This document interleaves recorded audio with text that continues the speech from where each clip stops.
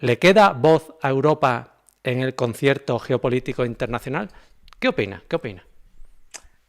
Lamentablemente no le queda ninguna voz, no viene de ahora, esto ya viene desde el año 45, desde el final de la Segunda Guerra Mundial. La gente que ha estudiado un poco la historia no oficial de esa guerra entiende perfectamente que fue una guerra para destruir Europa y que fue la derrota de Europa y que hubo un reparto de Europa entre Estados Unidos y la Unión Soviética y la parte occidental se quedó como vasallo de Estados Unidos, que fue la potencia que está detrás de la Unión Europea y de la OTAN, y desde entonces, pues la voz de Europa ha sido la voz de Nueva York y de Washington, por desgracia.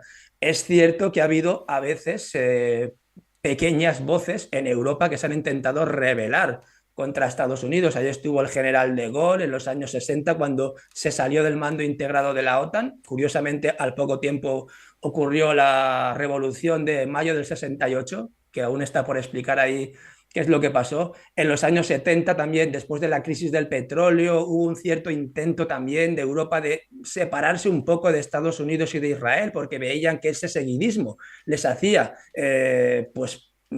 perder contratos o que subía mucho el precio de la energía y eso perjudicaba mucho a Europa y sobre todo pues cuando se acabó la Unión Soviética, cuando se cayó el muro de Berlín, ahí sí que hubo un cierto intento de Europa por tener su propia voz, por independizarse de algo de la OTAN que teóricamente ya no tenía ningún sentido de existir y ahí hubo ciertos intentos por parte de Europa de crear una OTAN europea que se llamó Unión Europea Occidental. Estados Unidos enseguida la saboteó. Ha habido otros intentos también. La guerra de Irak tuvo mucho que ver con el intento de Europa de tener contratos petrolíferos con Saddam Hussein que serían vendidos en euros, pero más allá de eso, pues Europa hoy en día es un auténtico vasallo, lacayo de Estados Unidos, como estamos viendo, por desgracia, en este conflicto de Ucrania. Es que, claro, para tener voz, para tener soberanía, por mucho que avancen las instituciones, que nos hablen de derechos humanos,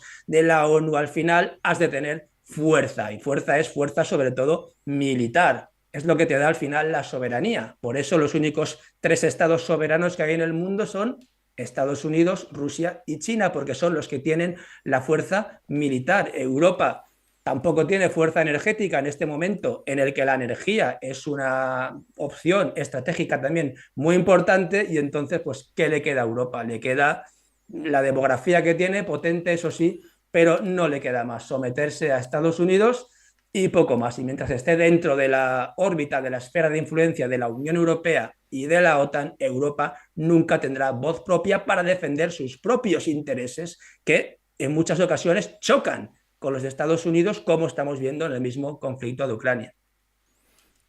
Bueno, empieza bien el directo y una cosa queda clara.